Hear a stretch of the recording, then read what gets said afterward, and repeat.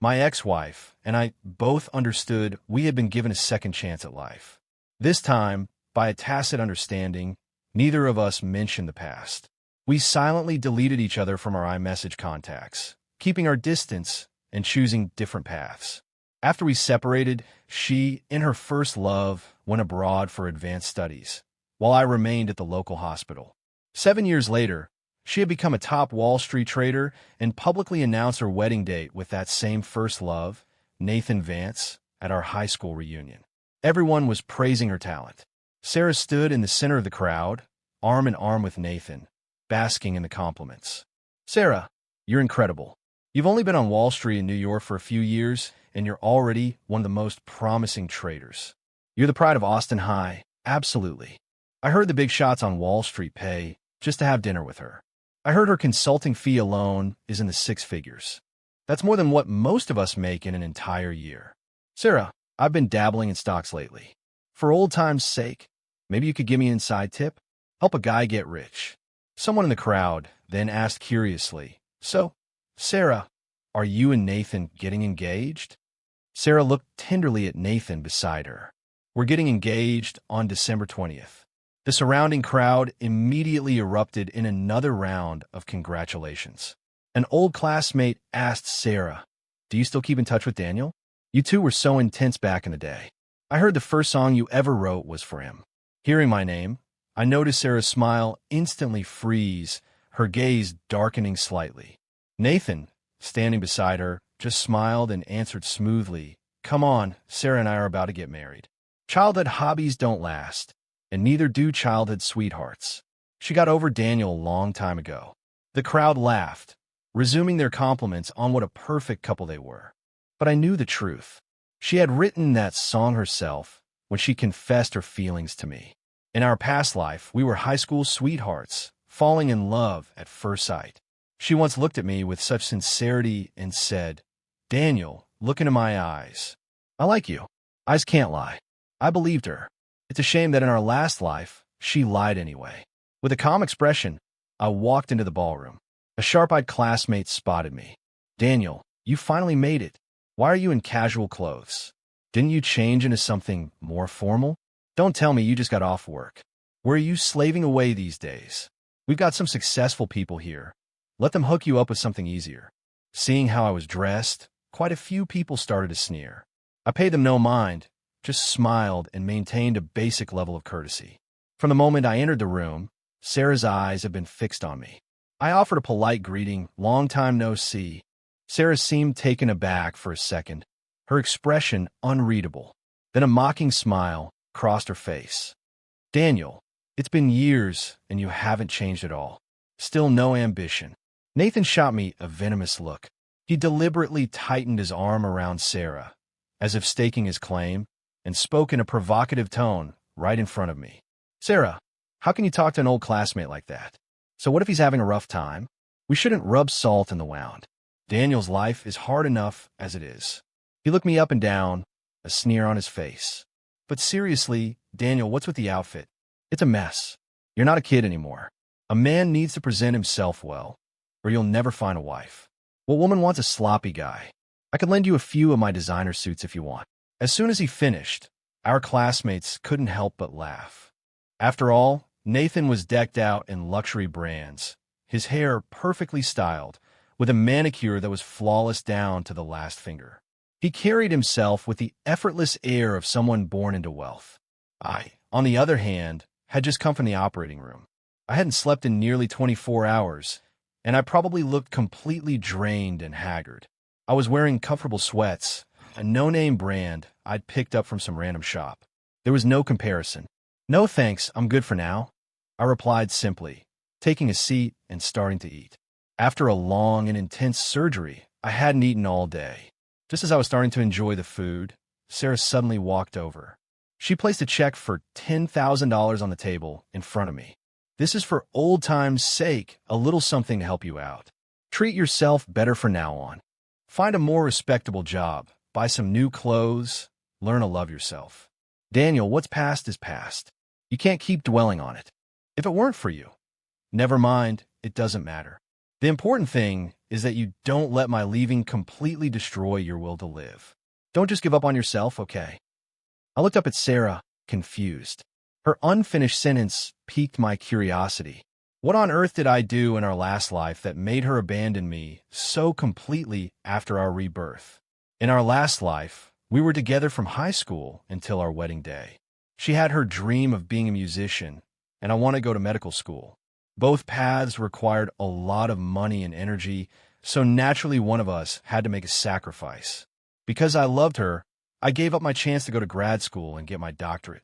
I entered the workforce early, supporting both of our dreams on my single income. She faced failure after failure, growing more frustrated and dejected each time. I was like her personal, never-ending power source. No matter how exhausted I was when I got home, I had to patiently soothe her fragile emotions.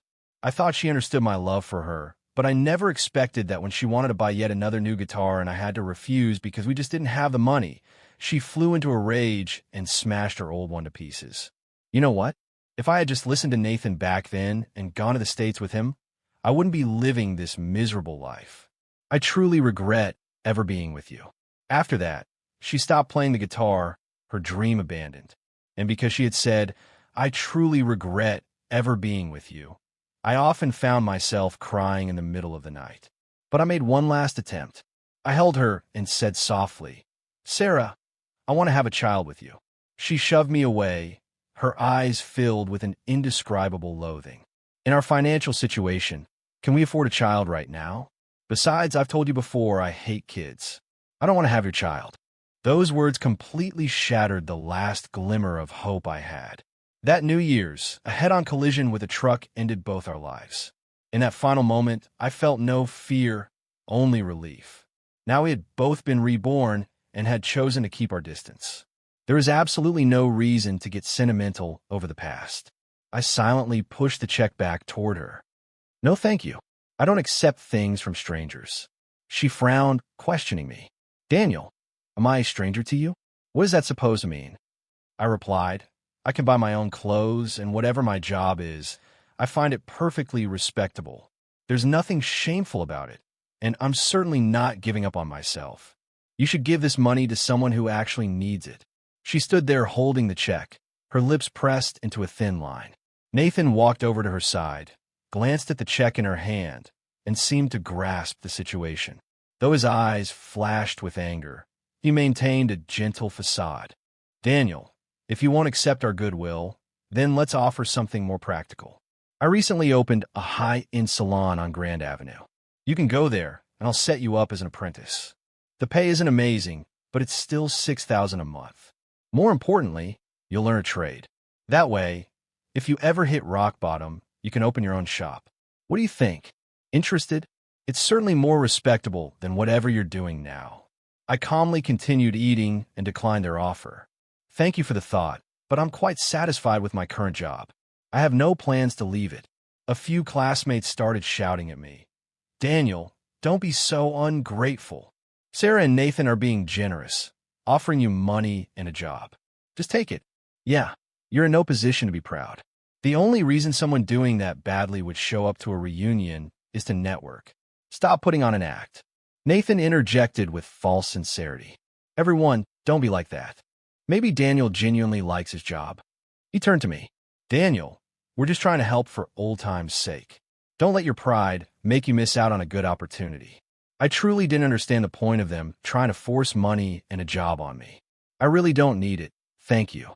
Nathan's smile remained gentle, but his eyes were filled with mockery and disdain. Sarah clutched the check and sneered. You're a lost cause. Trying to help you is pointless. Just stay poor for the rest of your life, for all I care. After that remark, several of my old female classmates swarmed over, tried to force drinks on me. Daniel, you look so pathetic. Drink this, and I'll Venmo you $100. If you're really that desperate, I can make it 200. The look in her eyes was predatory. The other classmates just roared with laughter, not a single one stepping in to help. I frowned. This reunion was nothing like I'd imagined. If I weren't waiting for someone, I would have walked out right then and there. I was about to call for security when Sarah, who had been standing off to the side, suddenly stubbed out her cigarette. She grabbed the arm of the woman harassing me, her eyes icy with what looked like genuine anger. "Knock it off." The woman yelped in pain from the force of her grip. Nathan grabbed Sarah's sleeve. "Sarah, what are you doing?" Sarah's expression remained cold. "Just doing the right thing. This is a class reunion, not your personal playground to act like a fool." With that, she shoved the woman's arm away. The woman didn't dare challenge Sarah, but she shot me a venomous glare. I couldn't help but glance at Sarah, surprised that she had actually defended me. Nathan looked like he was grinding his teeth, but he forced a smile. "I heard the heiress and the president of the Sterling Corporation are in a meeting upstairs. If we're lucky, we might get a glimpse of the city's wealthiest woman." At this, the classmates grew excited. The Sterling heiress is gorgeous and incredibly wealthy. I heard she's only in her early 30s and already has a 5-year-old. Her husband has always been kept out of the public eye. Does that mean we might actually get to see him today? I have to post this on Facebook. This is breaking news. Soon, a group of bodyguards escorted a little girl into the ballroom. The crowd buzzed with excitement. "Look at that entourage. That must be the Sterling heiress's daughter. She's absolutely adorable." The woman who had been harassing me, despite being rebuked, now directed her frustration at me. "Daniel, if it weren't for Nathan, a wage slave like you would never even be in the same room as the Sterling heiress. If I were you, I'd get on my knees and thank him. Maybe then you'd get a decent job and land a woman like me who actually makes $6,000 a month." "Psycho," I muttered, ignoring her and calmly watching the little girl. Everyone else was swarming the child, their faces plastered with sycophantic smiles, phones out, desperately trying to take photos and videos. Even the usually arrogant Nathan approached the girl with a friendly, almost fawning tone. "Is there anything you'd like to eat, little one? Uncle here will pay for it." As he spoke, he reached out to pinch her cheek. But to everyone's astonishment, the little girl, surrounded by her bodyguards, completely ignored all the fawning adults and walked straight toward me. With a sweet smile, she leaped into my arms. "Daddy, you're finally here." The little girl who had seemed so reserved a moment ago now looked up at me with a pout. "Why didn't you come home yesterday? I missed you so much." I hugged my daughter, Lily, tightly and whispered, "Daddy was working, sweetie. I told you that when I left yesterday, remember? I have the day off tomorrow. How about we go out and do something fun?" My sweet Lily nodded eagerly. "Okay, Daddy's the best." Every single one of my classmates stared, their faces a mask of pure, unadulterated shock. Just as they were about to speak, a graceful, beautiful woman in an elegant dress hurried down from the upstairs conference room. "Honey, the hotel manager told me you were here for a reunion. Why didn't you tell me you were off work? I would come and pick you up." The hotel manager stood beside her, addressing the stunned crowd. "This is the president of the Sterling Corporation, Ms. Olivia Sterling. Ms. Sterling is also Mr. Daniel Miller's wife. To all of Mr. Miller's former classmates, if there is anything you require during your meal, please do not hesitate to ask. We will do our utmost to accommodate you as guests of the hotel." The expressions on my classmates' faces were a sight to behold. Some were giddy with excitement, while the ones who had been mocking me just moments before were now deathly pale. A couple of guys I was friendly with couldn't hold back. "Daniel, your wife is Olivia Sterling? The richest woman in the city. Isn't it obvious?" The manager called him Mr. Miller. The little girl called him Daddy. "He has to be her husband, the one no one's ever seen." Wow, now that's real class. Faced with the murmurs and whispers from my classmates, I simply responded with a polite smile. Olivia, standing beside me, looked over my tired state and pulled me into a hug. "You just came from the hospital again, didn't you? Let's go home and get you some rest right after this." I nodded and said, "Okay." Then my wife, who could appear so formidable, completely ignored Nathan as he tried to approach her. Her gaze landed squarely on Sarah. She spoke with a hint of disdain. "You must be my husband's ex. I should thank you for not marrying him. If you hadn't left, I never would have met such a wonderful man." Sarah completely ignored Olivia's jab. Instead, she stared at me, her expression a complex mix of emotions. With a hint of desperation in her eyes, she demanded, "Daniel, Is this your way of punishing me? How much did you pay these two actors? I sat my daughter down and took Olivia's hand. This is my wife, Olivia Sterling. The expression on her face shifted from disbelief to shock, then to a deathly pallor, and finally to empty silence. Maybe the old me would have felt a pang of sympathy for her, but she was right. The past was the past. There was no point in looking back. I had a new love, a child, my dream job, and the happy marriage and family I could never have in my last life. By every measure, my life now was infinitely happier. Nathan had been the one to organize this reunion, but after my identity was revealed, the way everyone looked at me changed completely. The fawning attention they had given Nathan now shifted to me, all in the span of a few minutes. I can't believe Daniel married the Sterling heiress, and Sarah just tried to pay him off with a check. How ridiculous does that look now? Exactly. She assumed her ex was a loser, but he ended up with someone far more successful. And didn't Nathan try to offer him a job as a salon apprentice? I just heard Daniel is a lead surgeon at City General. He's apparently a big deal. Why would he need anyone's help finding a job? What a joke. Daniel, you got married? Why didn't you tell any of us? We would have gotten you a great wedding gift. I watched as the same classmates who had ignored me earlier now try to act like my closest friends, and I found the whole display laughable. Still, I exchanged pleasantries, maintaining a veneer of politeness. The reunion wasn't even over, but I'd already lost all interest. Soon after, my wife Olivia and I took our daughter and left. We had just stepped out of the Sterling Grand Hotel when I heard a voice call out, "Daniel."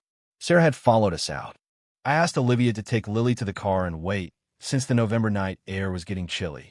Olivia didn't say a word, just nodded silently. As always, she respected my decisions and trusted me completely. Sarah's eyes, however, were filled with a storm of confusion and complicated emotions. How could you be married to Olivia Sterling? There was nothing to hide. Her mother was a patient in my hospital for a heart condition. I was her attending surgeon. We spoke often about her mother's condition, and that's how we got to know each other. She said she admired my dedication to my patients and my passion for my research. So Olivia, being the decisive person she is, began to pursue me. I had seen how devoted she was to her mother, and I already had a very high opinion of her. The day she officially asked me out, I asked her a few questions. First, do you want children? She said yes. I could give you a pretty speech about respecting her wishes, but I want to be honest. I want children. My dream has always been a happy family of 3. I asked her my next question. Will you ever try to stop me from pursuing my medical research? She shook her head earnestly. Never. A person's purpose isn't confined to their family. It's also about their contribution to society and their own self-fulfillment. I will always support you in whatever you want to achieve. One last question, I said. Will you have any regrets? She just smiled. I am Olivia Sterling. I never have regrets. From that day on, I agreed to give us a chance, to give both of us a fresh start. After that, we naturally fell in love and got married. The wedding was very low-key.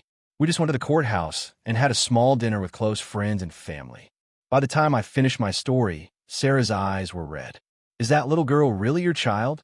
She asked, her voice trembling. But you always said you only ever wanted to have children with me. How could you have a child with another woman? Her question left me speechless. I could only echo her own words back to her. Sarah, what's past is past. You said so yourself. Why are you dwelling on it now? The promises from a past life don't carry over to this one. When we both tacitly went our separate ways, we agreed that having no contact was for the best, didn't we? Besides, in our last life, you regretted being with me and made it clear you never wanted my child. I couldn't accept a life like that. Sarah suddenly yelled, her voice filled with rage. I regretted it because you never supported me. You emailed all those music publishers and told them to reject my songs. Her accusation left me utterly bewildered. What are you talking about? I have no idea what you mean. I never sent any emails. Back then, I was working 3 jobs to support your dream. I didn't have time for something so pointless. I wanted you to succeed more than anyone. Couldn't you feel that in our last life? My words struck her like a lightning bolt. Sarah froze. looking as if she'd been physically hit. She covered her mouth, unable to process what she was hearing. She pressed on. Then why wouldn't you buy me that guitar? In that moment, I finally understood the unfinished sentence she had started back at the reunion. Did you think we had any money? When your father got sick, we spent nearly every penny of our savings on his hospital bills. After paying for food, what money did you think was left for a new guitar? Sarah looked utterly devastated, muttering to herself, "Impossible." Nathan told me. He said you sent those emails because you were afraid. You were afraid I'd become successful and leave you. If our past life had left me feeling disappointed, this moment made me feel utterly hopeless about what we once had.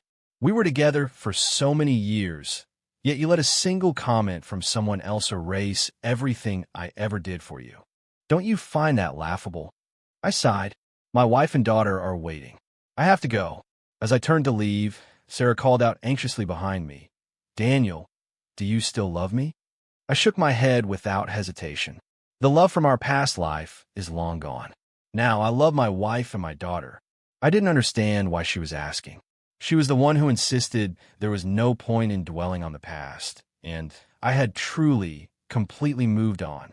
But just a month later, Nathan's father, Mr. Vance, was all over the news. He was exposed for tax evasion, using substandard materials in his construction projects, falsifying data, and bribing city officials. I was shocked when I heard the news. The once untouchable Vance family looked so broken on camera. All their family's assets were frozen by the courts. Nathan couldn't even go home. With a number of charges against him, his father would likely spend the rest of his life in prison. But they weren't the only victims. There were all the ordinary people who had spent their life savings on his buildings, only to be left with dangerously defective homes. When I heard the details, I sighed. It's just awful. Some people have no conscience when it comes to business. Olivia, sitting beside me, put on a mock pout. "Hey, don't let me in with them. I have a conscience." I smiled. Olivia had always prided herself on providing the best value. All her properties, from hotels to residential buildings, were built with top-quality materials and sold at fair prices. That's why the Sterling Corporation had grown so large and earned such a stellar reputation. Respect your customers, and they'll reward you with their loyalty. People like Nathan's father, who profit by cutting corners and endangering lives, are utterly depraved. Not long after, I got a call from an unknown number. I hesitated for a moment before answering. It was Sarah. "Did you see the news, Daniel?" I was the one who reported him. I frowned, unsure why she was telling me this. "Well, on behalf of all those families, thank you." Her voice on the other end of the line sounded incredibly weak. "Daniel, I want to see you." "Can I?" I replied sternly. "I told you before, I've moved on. You don't need to." I was cut off by the sound of her coughing. Sarah gave a weak, bitter laugh. "I went to the hospital a few days ago for some tests. It's late-stage lung cancer." "Daniel, please, can you just see me one more time?" Hearing that felt like something inside my head just snapped. I was silent for a long time before I finally answered, my voice hoarse. "Bring your medical reports. Come to my hospital." That afternoon, Sarah came to my office. She had lost a shocking amount of weight. She placed the reports on my desk, and I quickly scanned them, my brow furrowed. "You need to get admitted as soon as possible and start treatment," I told her. I happened to have a break in my schedule, so I walked with her to get the admission paperwork sorted out. Once she was settled in her room, Sarah looked at me with red-rimmed eyes, her expression full of sorrow. "Daniel, I knew you wouldn't abandon me. You do still have feelings for me, don't you? I know now that I misunderstood you. It was all my fault. You were so good to me in our last life, and I treated you horribly. I see that now. I don't regret our time together in that life, not one bit. Daniel, I know I was wrong. Please, can you forgive me? Let's get back together. We can have a child, the child you always wanted us to have." Sarah, I need you to be clear on this. We broke up the moment we came back to this life. I have a new family now. I have a child.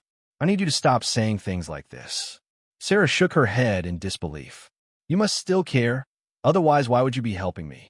We were together for so many years. You can't just turn off those feelings. You're just angry with me. Please stop being angry. I've already told you I was wrong. A cold smile touched my lips as I pulled my hand away. I'm helping you because we have a long history and you have cancer.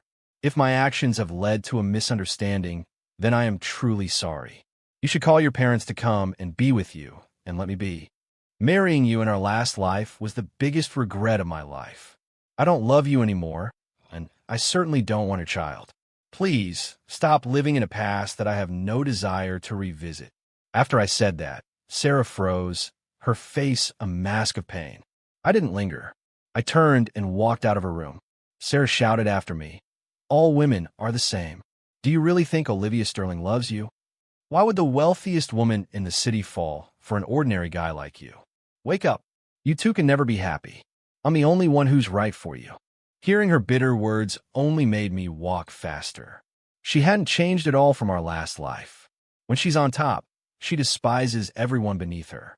When she's down, she's consumed by jealousy and tries to drag everyone else down with her. People like that are never satisfied, always living in regret. And while everyone else might think I'm married up with Olivia, I know that in our relationship we are equals. Sarah sees me as just an ordinary doctor, completely unaware of the breakthroughs and achievements from my research. But Olivia took the time to see all of me. She once held me close and whispered in my ear, "Honey, your research saves lives. No amount of money can do that. You're the real superhero." Because of Olivia, I finally understood what real love is. It's not one person taking and the other giving. It's two people striving for their own dreams, side by side, supporting each other all the way. I would never let a few bitter words from Sarah make me doubt my relationship with my wife.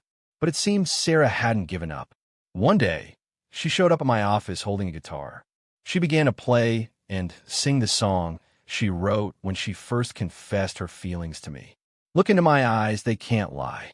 The familiar melody played, but I felt nothing but a profound sense of irritation. The irony of that song was suffocating. After we were married, nearly every day was filled with her lies. I sternly told her to leave, but she rushed over and grabbed my hand. "Daniel, I'm so sorry. I truly regret everything. I don't want this to be the end. It was all my fault. I didn't appreciate you. Please, can you forgive me?" I looked at her coldly. Was I not clear enough last time? Being with you was the greatest regret of my life. And do you know what I'm most thankful for? A flicker of hope appeared in her eyes, only to be instantly extinguished by my next words. That you and I never had a child. That is the one mercy heaven granted me. Please stop bothering me. Sarah's parents arrived just then. The elderly couple guided her back to her room, apologizing to me profusely. "We're so sorry. Our daughter is very ill, and she's done things to trouble you. But Daniel, tell me, is there truly no chance for you two?" Looking at the two people who had been so kind to me in our past life, I answered, "Ma'am, sir, I'm married. I have a wife and a daughter. Even if I weren't, I could never be with Sarah again. I simply don't love her anymore. I hope she focuses on her treatment and stops trying to contact me." The two of them nodded, their faces full of apology. Soon after, Sarah was transferred to another hospital, and I didn't hear from her again. The next time I had any news was when her mother called me. "Daniel, Sarah, she doesn't have much time left. She wants to see you one last time. Can you come?" I was silent for a long moment before finally answering in a hoarse voice, "Okay." I hung up the phone.